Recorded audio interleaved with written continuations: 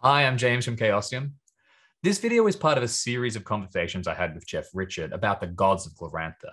These videos are for people who want to learn an overview of the gods. Perhaps you're thinking of playing a character who is an initiate of a certain god, or you just want to learn more about the lore of Glorantha in general. This video is about Orlanth. Before we start, remember to subscribe to the Chaosium YouTube channel. It helps us out and it lets us make more content like this. Thanks. Orlanth is the Gloranthan storm god. He's one of the most complex and important deities in Glorantha. He is the storm god. He's also the king of the gods. He is also the adventurer. This is kind of he's the heroic archetype in Glorantha, and he's also the light bringer. He's on one level, or one part of him is he's a very destructive deity, like any storm god. He fights monsters. He gets into quarrels. He's the god who killed the sun. He had a contest with the sun about who should be the master of the universe, and the sun generally won the contests. But Orlanth had one card up his sleeve, and that was the new power of death, which he used to cut down the sun, which is why, of course, every day the sun has to descend to the gates of the west and spend half of the sun's time in the underworld.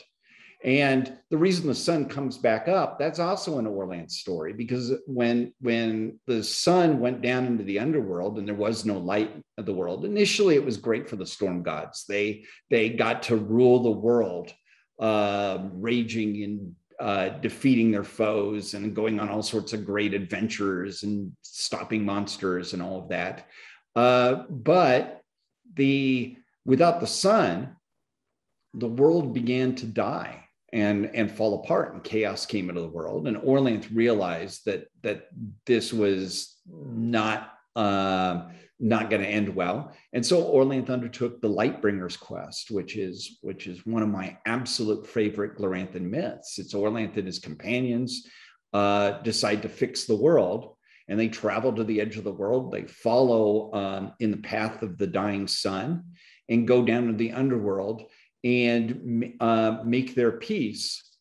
Orlanth makes his peace with the dead sun god and brings him back so that there can be dawn. Orlanth is, in the core setting, probably the most important god, because he is the patron god, the tribal god of the kingdom of Sartar, and Orlanth is the last major god that has refused to acknowledge the red goddess and is locked in conflict with the red goddess of the lunar empire. So, as a cult, it's incredibly important for the setting. For player characters, it's a great cult, because you see all these stories that I've been giving you. Well, there's magic associated with all of it. So for player characters who join the cult of Orlanth, you get some cool storm magic. You can summon the clouds and cause rain. You might even be able to gain magic that causes rivers to flood. You can fly. You can command air elementals to carry things into the sky, or carry you or your companions into the sky, or do all sorts of things by having, a powerful wind at your command. You can also hurl lightning and thunder. And as the king of the gods, he also has powerful social magic. So basically, Orlanth is that rare god that, he can bat left-handed and right-handed and still always hits. He's, just a tremendously useful cult for player characters. So let's dive into some of those mechanics, because that's what a lot of people are going to be interested in hearing about Orlanth. What are the powers, the abilities, the core skills? What can somebody who is a member of the cult of Orlanth and who is worshipping Orlanth expect to get out of their player character mechanically? Well, so if you're a beginning player character in RuneQuest and you want to join the cult of Orlanth, you have to decide which sides of the god you want to initiate into. Orlanth has two big aspects that are open to player characters right from the start.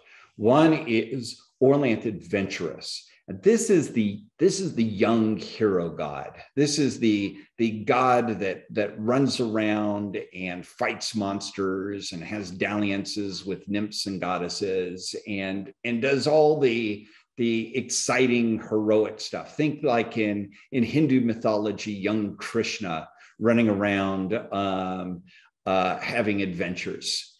And he's got useful magic for war. He's got lightning. He's got the shield spell. He can summon and command some air elementals, but not the biggest ones.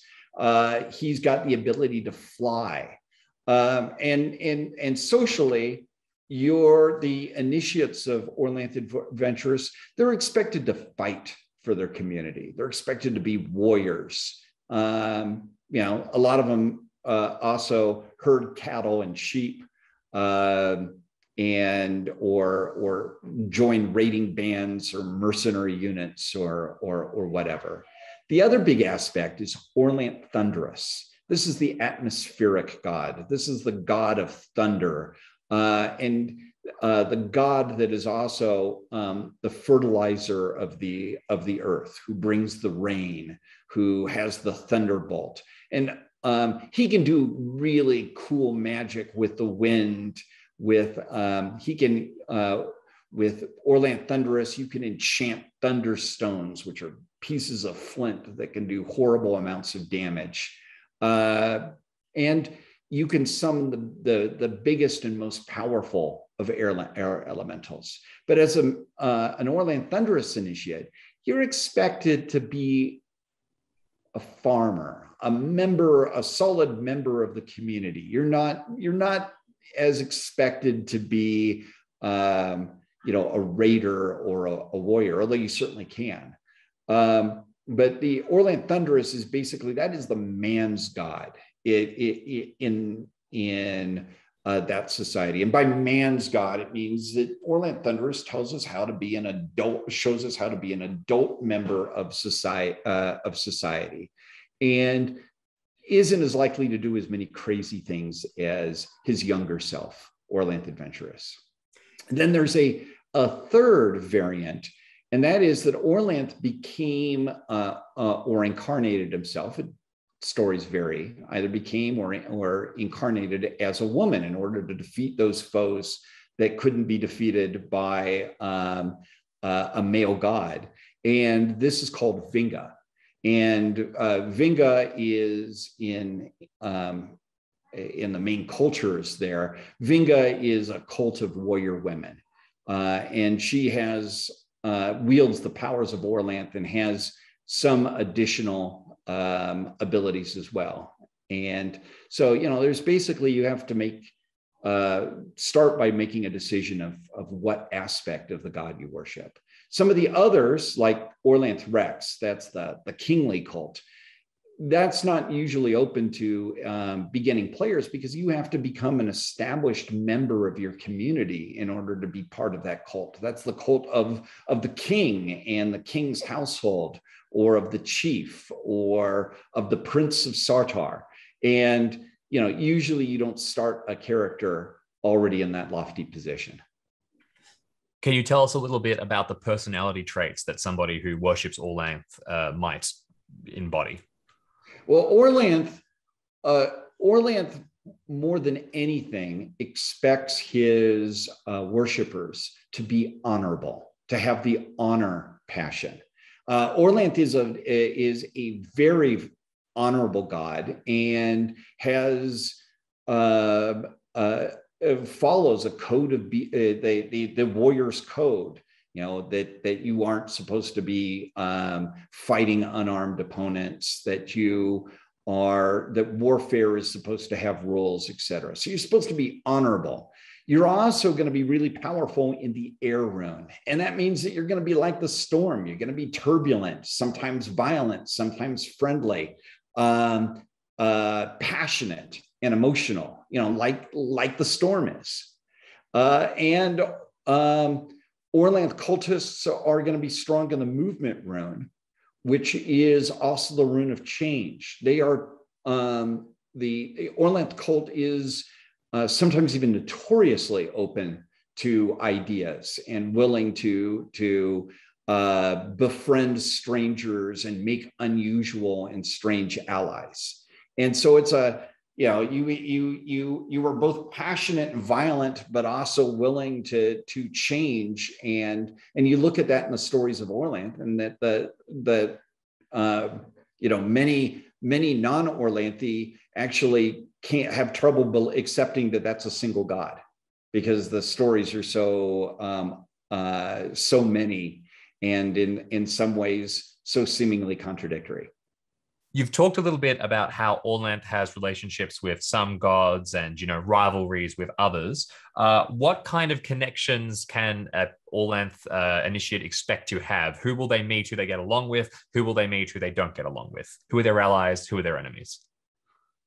Well, Orlanth is the head of one of the main pantheons in the setting. And so Orlanth, and an Orlanth initiate, has a tremendous number of friendly and even associated cults.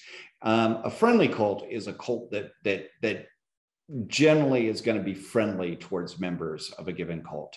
An associated cult, that's an even closer relationship. Sometimes there's you can even use some of the magic. The associated god provides some additional magic to your god.